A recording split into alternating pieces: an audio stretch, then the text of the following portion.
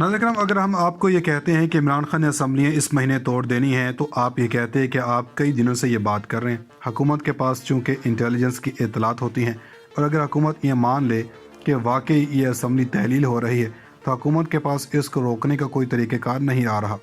तो मान लीजिए कि इमरान खान इन सब तजुर्बाकारों पर भारी पड़ गए।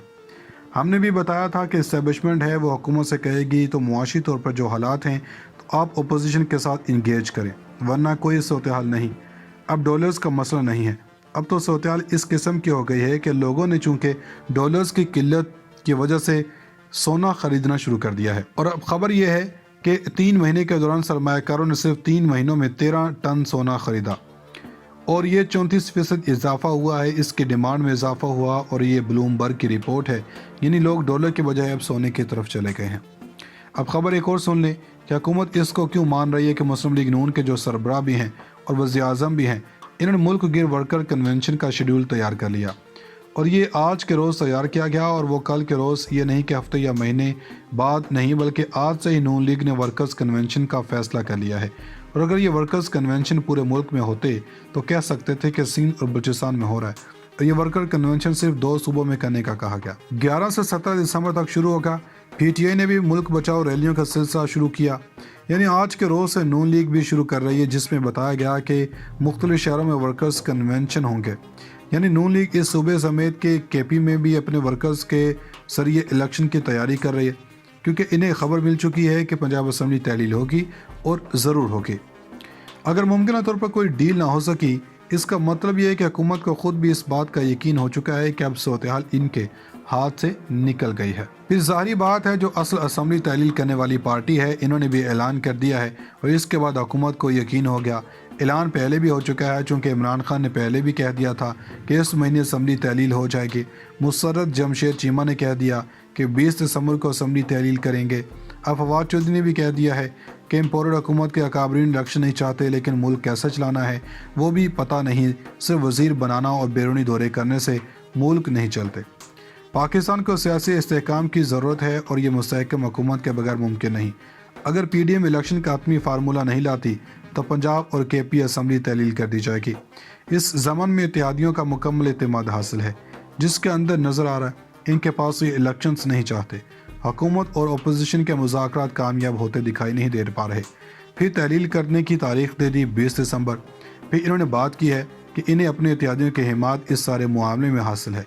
अब एक और कोशिश हुई जो आपको बतानी भी ज़रूरी है। लाहौर में होते हुए इन्होंने पंजाब के गवर्नर बलीगुर रहमान से मुलाकात की है। इस मुलाकात को हम इसलिए जानना चाहिए कि बलीगुर रहमान ने चंद रोज़ पहले चौधरी परवेज़ इलाही से मुलाकात की।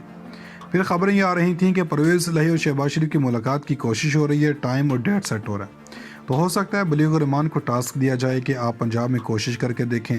अगर वो परवेज़ इलाही से मिलने के बाद शहबाज शरीफ से मिल रहे हैं, तो ख़ास पैगाम पहुँच चुका होगा।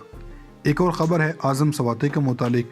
आज़म सवाती को सिंध के इलाके सखर में मुंतकिल किया गया, और इसी सिंध में जिसके बारे में बिलावल कहते हैं कि इंसानी हकूक़ की पासदारी की जाती है। अब पता नहीं बिलावल किस की बात करते हैं। आज़म सवाती को अदालत में पेश किया गया, और वहाँ पर इनका 3 रोज़ा जिस्मानी रिमांड मंजूर किया गया।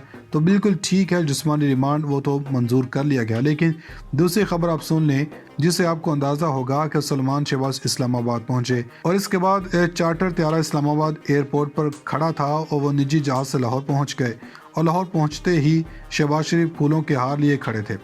वालिद के ऊपर भी वही इल्ज़ाम है, लेकिन आप जानते हैं कि इस सारी सूरत हाल के दौरान जो अहम बात यह है कि पाकिस्तान के निज़ाम इंसाफ के मुंह पर तमांचा है कि इस मुल्क के अंदर इल्ज़ामात लगें या मुजरिम हों, लेकिन आप इस तरह आएँ जिस तरह कोई बड़ा कारनामा से अंजाम दिया है। नाज़रीन मुद्दे इस्लामाबाद हाई कोर्ट ने मनी लॉन्ड्रिंग केस में वज़ीर-ए-आज़म शहबाज शरीफ के साहबजादे सलमान शहबाज की हिफाजती ज़मानत मंजूर कर ली है। सलमान शहबाज लंदन में 4 साल की खुद साख्ता जिला वतनी के बाद 2 रोज़ कबल ही वतन वापस पहुँचे थे। गुज़श्ता हफ्ते इस्लामाबाद हाई कोर्ट ने इनके हिफाजती ज़मानत मंजूर करते हुए वफाकी तहकीकाती इदारे को वतन वापसी पर इन्हें गिरफ्तार करने से रोक दिया था, और इन्हें अदालत में सरेंडर करने का हुक्म दिया था। इस्लामाबाद हाई कोर्ट के चीफ जस्टिस आमिर फारूक ने मनी लॉन्ड्रिंग केस में वज़ीर-ए-आज़म शहबाज शरीफ के साहबजादे सलमान शहबाज की हिफाजती ज़मानत की दरख्वास्त पर समाअत की। Chief justice Islamabad high court Aamir Farooq ने अमजद परवेज़ से इस्तफसार किया कि क्या सलमान शहबाज आ गए हैं, जिस पर अमजद परवेज़ ने अदालत को बताया कि सलमान शहबाज अदालत में मौजूद हैं। چیف جسٹس اسلام آباد ہائی کورٹ نے استفسار کیا کہ آپ کو کس عدالت میں پیش ہونا ہے۔ امجد پرویز نے بتایا کہ اسپیشل جج سینٹرل لاہور کی عدالت میں پیش ہونا چاہتے ہیں۔ اسلام آباد ہائی کورٹ نے سلمان شہباز کو 14 روز میں لاہور کے متعلقہ عدالت میں پیش ہونے کا حکم دے دیا۔ اسلام آباد ہائی کورٹ میں پیشی کے موقع پر میڈیا سے گفتگو کرتے ہوئے سلمان شہباز نے کہا کہ 4 سال 2 ماہ بعد پاکستان واپس آیا ہوں۔ ہم نے اپنے آپ کو عدالت کے سامنے سرنڈر کر دیا ہے۔ گزشتہ 4 سال میں جو کھیل تماشا عمران خان نے ملک میرے خاندان کے ساتھ کھیلا وہ ساری دنیا نے دیکھا۔ انہوں نے کہا کہ سابق chairman NAB justice Javed Iqbal احتساب کے نظام پر کالا دھبا ہیں۔ سابق ڈی جی ایف آئی اے بشیر میمن آپ رائٹ اور ایماندار شخص تھے، ان پر دباؤ ڈالا گیا۔ عمران خان نے ڈی جی ایف آئی اے کے ساتھ بدتمیزی کی۔ سلمان شہباز نے کہا کہ شہزاد اکبر پاکستان سے بھاگے ہوئے ہیں، انہوں نے بھی پاکستان کے ساتھ کھلواڑ کیا۔ عمران خان برطانیہ کے نظام انصاف کی مثالیں دیتے نہیں تھکتے۔ برطانیہ میں حکومت پاکستان کے کہنے پر مقدمہ بنا اور 18 مہینے چلا۔ عمران خان خود قوم کے پیسے پر چکر لگاتے رہے، عیاشی کرتے رہے۔ ان کا کہنا تھا کہ مجھے اور میرے والد کو این سی اے نے انٹروگیٹ کیا، ہم سے سوالات پوچھے گئے۔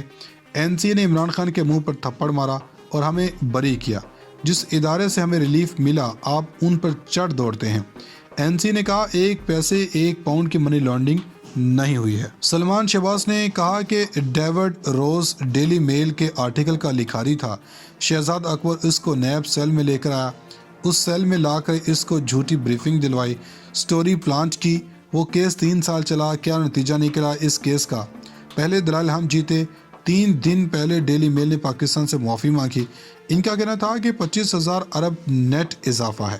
پاکستان کے قرضوں میں یہ جھوٹ بولتا ہے کہ قرضے واپس کرنے کے لیے مزید قرض لیے۔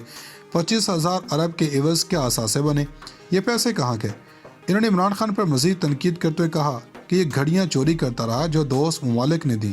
ہم کہتے رہے مشرق اور مغرب دونوں پاکستان کے دوست ہیں۔ یہ جھوٹا ڈرامے باز ہے، سائفر کے معاملے میں عیاں ہو گیا۔ یہ گھٹیا آدمی ہے، اس نے خواتین تک کا خیال نہ کیا، ان کو گرفتار کیا۔ سلمان شہباز نے کہا کہ ڈیوڈ روز ڈیلی میل کے آرٹیکل کا لکھاری تھا۔ شہزاد اکبر اس کو نیب سیل میں لے کر آیا، اس سیل میں لا کر اس کو جھوٹی بریفنگ دلوائی، سٹوری پلانٹ کی۔